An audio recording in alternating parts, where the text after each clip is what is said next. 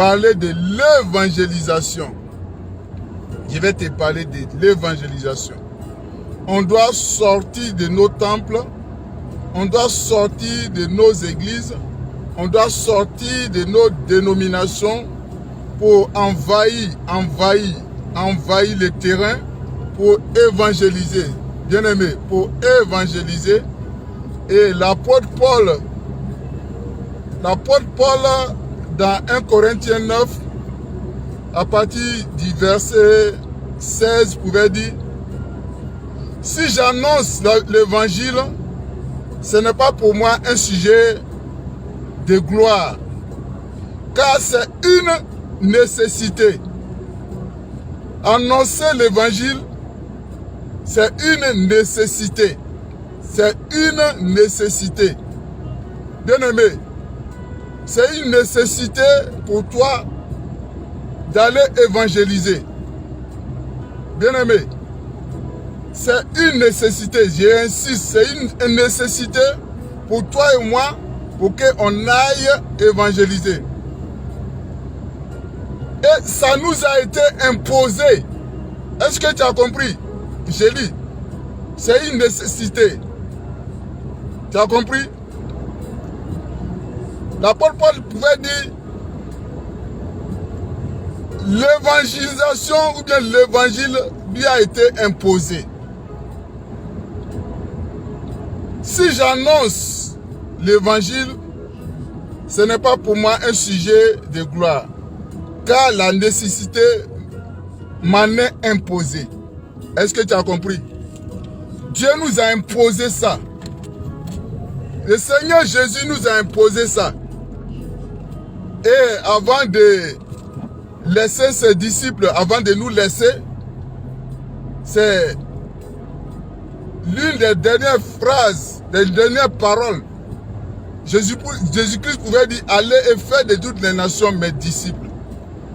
Donc Jésus-Christ t'envoie, Jésus-Christ nous envoie pour aller évangéliser, pour toucher les âmes, bien-aimés. Et l'apôtre Paul a dit, ça lui a été imposé. Et ce qui me réjouit, il a dit, malheur à moi si j'annonce pas l'évangile. Oh, malheur à moi si j'annonce pas l'évangile. Bien-aimé, quand Jésus-Christ donnait cet ordre, il n'a pas dit que ça soit, que c'est seulement les serviteurs de Dieu qui doivent aller évangéliser. Il n'a pas dit seulement que ce soit les pasteurs, les prophètes, ceux qui ont un appel. C'est tout le monde. C'est toi qui te dis enfant de Dieu. Tu dois aller évangéliser. C'est pourquoi nous devons sortir de nos églises, bien-aimés. Nous devons sortir de nos églises dans les on peut dire 4 murs. Sortons des 4 murs pour aller évangéliser, bien-aimés. Sortons des 4 murs pour aller évangéliser parce que c'est une nécessité et ça nous est imposé. Et comme je l'ai dit, c'est un ordre que le Seigneur nous a donné. Parce que la phrase a été sous forme impérative. Allez! Allez et faites de toutes les nations. Bien-aimés, toi et moi, on doit sortir de nos dénominations pour aller présenter Jésus. Bien-aimés, allez évangéliser. Ce n'est pas aller parler de ton pasteur. Ce n'est pas pour aller parler de ton église. Ce n'est pas pour aller parler de ton ministère. C'est pour aller présenter Jésus. C'est pour aller présenter Jésus. Et c'est une nécessité pour toi. Ça t'a été imposé, bien-aimé. Ça t'a été imposé. Et si tu ne le fais pas, l'apôtre Paul, lui, il s'est dit, s'il ne le fait pas, malheur à lui, bien-aimé. C'est nous, on dit que, ouais, toute écriture est inspirée de Dieu. Toi, tu cites l'apôtre Paul. L'apôtre Paul a dit ceci. Oui, l'apôtre Paul a dit qu'il ne faut pas les femmes vont prêcher. L'apôtre Paul a dit qu'il ne faut pas faire ceci. Il a dit, c'est malheur à lui s'il n'annonce pas l'évangile. Donc malheur à nous si nous n'annonçons pas l'évangile. Malheur à toi si tu n'annonces pas l'évangile. Malheur à moi si je n'annonce pas l'évangile. Donc vous voyez, il est de notre devoir. Et ça nous a été imposé. Est-ce que tu as compris? Est-ce que tu as compris? Jésus n'est pas venu pour baptiser. Est-ce que tu as compris? D'ailleurs, même Jésus-Christ n'a pas baptisé. Un jour, les disciples de Jean sont venus lui dire que ouais, Jésus est en train de baptiser. Jésus-Christ baptise plus que lui. Mais en réalité, ce n'est pas Jésus-Christ qui baptise, mais ce sont les disciples qui baptisent. Tu as compris? Donc, mais alors que Jésus, il a annoncé l'évangile. L'évangile est mieux, est plus que les baptêmes, bien aimés. Tous, on doit aller évangéliser. Tous, on doit aller évangéliser. C'est vrai, on va aller évangéliser. Il y a des gens qui vont baptiser. Mais toi, lève-toi et va évangéliser. C'est une nécessité, bien aimé. C'est une nécessité pour toi et moi. Nous devons aller évangéliser, bien aimé. Est-ce que tu as compris? Toi et moi, nous devons aller évangéliser. Malheur à moi. C'est l'apôtre Paul qui a dit. L'apôtre Paul que tu cites. Dit malheur à lui. Bien-aimé, sortons. Bien-aimé, sortons. J'ai vu dans les réseaux sociaux une église de, je ne sais pas, 206 ans ou bien 209 ans d'existence qui a été fermée aux États-Unis. Une église méthodiste. Bien-aimé, c'est ce qu'on sait, mais il y a beaucoup d'églises qui ont été fermées. Il y a beaucoup d'églises qui ont été fermées. Faute de fidèles. Bien-aimé, faute de fidèles. On a dit la nature a horreur au vide. Si toi tu n'évangélises pas, si toi tu ne fais pas, tu ne vas pas évangéliser, mais les autres, quand je parle des autres, je parle des mystiques qui s'en vont prendre les âmes. Ça va prendre les âmes. Vous voyez les mystiques qui sont en activité dans les écoles, dans les lycées, à l'université, dans tous les secteurs. Bien-aimé, il est de ton devoir. Et ça doit être imposé. C'est une nécessité pour toi et moi. Bien-aimé, au risque de me répéter, comme j'ai dit, Jésus n'a pas baptisé, mais Jésus a évangélisé. Jésus n'a pas baptisé, Jésus a évangélisé.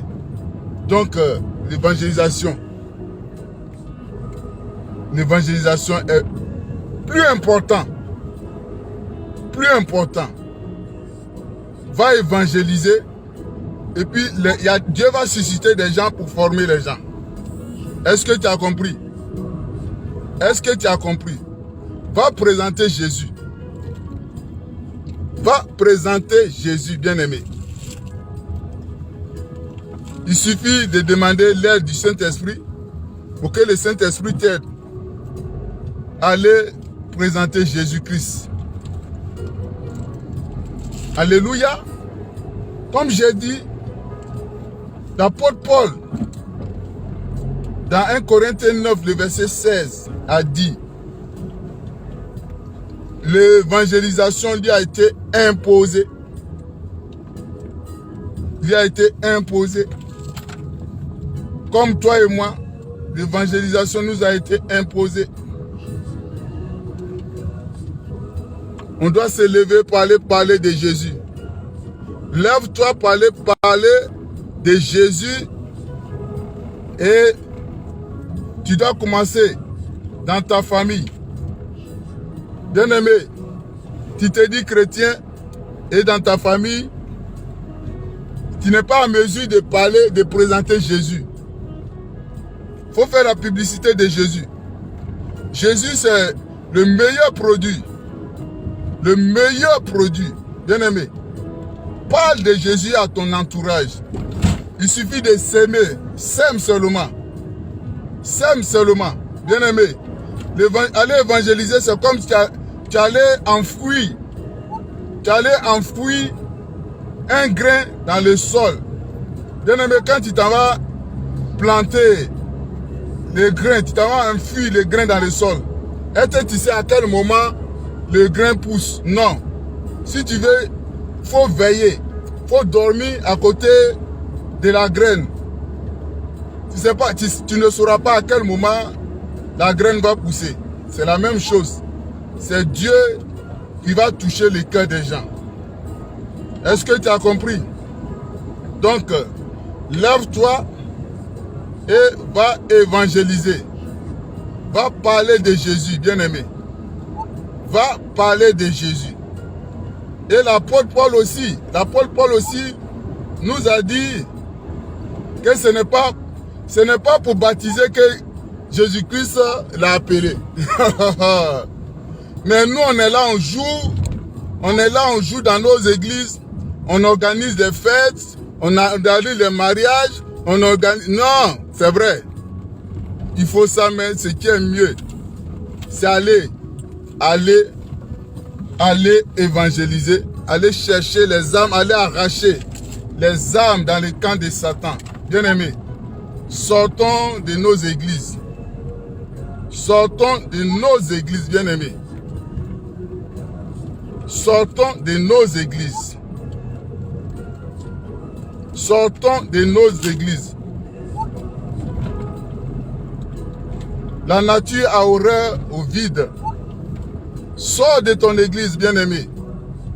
Sors de ton confort et va évangéliser. C'est ce que le Seigneur Jésus te demande. Bien-aimé.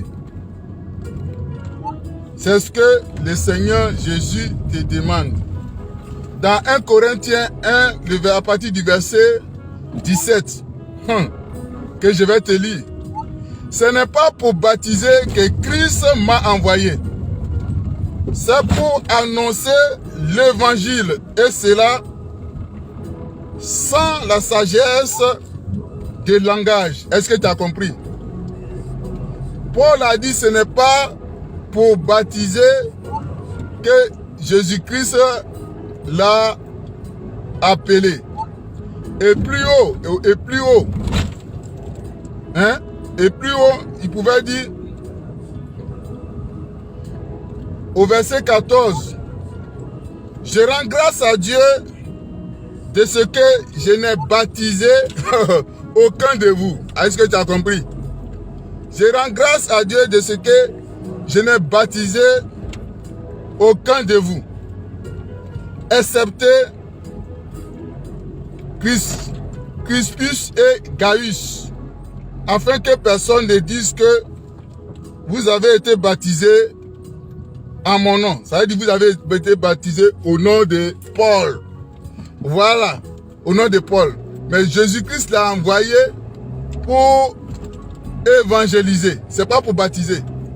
C'est pas pour rester dans les 4 murs, bien aimé. Même si tu as une église, même si tu as une communauté, sors et va évangéliser. Va évangéliser. Bien aimé. Paul a dit, ce n'est pas pour baptiser. Ce n'est pas pour organiser les mariages dans les églises. Tu as compris? Ce n'est pas pour fêter dans les églises. Mais c'est pour aller évangéliser. Bien aimé, l'évangélisation, ce n'est pas à l'église. L'église reçoit ceux qui ont accepté Jésus. Donc l'évangélisation, c'est soit dans les trains, soit dans le marché, partout, dans ton service, tu vas présenter Jésus. Ce n'est pas à l'église. On va à l'église lorsqu'on a reçu Jésus. Bien aimé, tu as compris? Donc nous devons sortir pour aller évangéliser. Bien-aimés, demandons l'aide du Saint-Esprit. Demandons l'aide du Saint-Esprit. Jésus-Christ est venu, il n'a pas baptisé, mais il a évangélisé. Paul a baptisé, si on veut bien voir, deux personnes, ou bien, et puis on dit, et puis peut-être quelques membres de leur famille. Mais Paul a implanté beaucoup d'églises. Paul a impacté. Paul a fait beaucoup de missions. Tout ça, c'est pour présenter l'évangile. Levons-nous et allons évangéliser. Levons-nous et allons évangéliser. Serviteur, servante, lève-toi et va évangéliser. Ancien, oui, j'ai été baptisé, confirmé. Ça fait 20 ans que je vais à l'église. C'est mon père, c'est mon grand-père qui a construit l'église du quartier, du village. Aujourd'hui, c'est pas ça qui compte. C'est aller évangéliser. Regarde, vous-même vous voyez. Le temple que Salomon a pris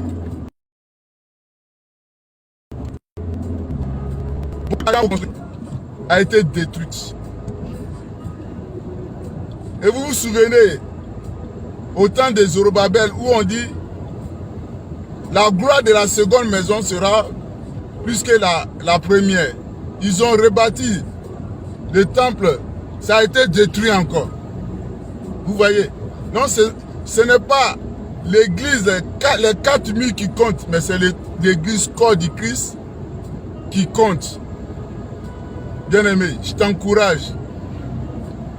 Décide-toi pour aller évangéliser, pour aller présenter Jésus au travers du monde entier. Bien-aimé. Malheur à moi si je n'annonce pas l'évangile. Ça se trouve dans ta Bible. Ça se trouve dans ta Bible. Que Dieu nous aide. Que Dieu nous aide. Parce que si on ne le fait pas, ne sois pas étonné que d'ici 10, 20 ans, les églises vont se vider. Hein. Les églises vont se vider. D'ailleurs même, ça se vide. Ça se vide. Donc, on doit se lever pour non seulement obéir à l'ordre que le Seigneur Jésus nous a donné. Levons-nous et obéissons à l'ordre que Jésus-Christ nous a donné. Allez et faites de toutes les nations mes disciples. Shalom, shalom, shalom. C'était votre serviteur, le pasteur Séverin Picard du ministère de l'adoration sacrificielle.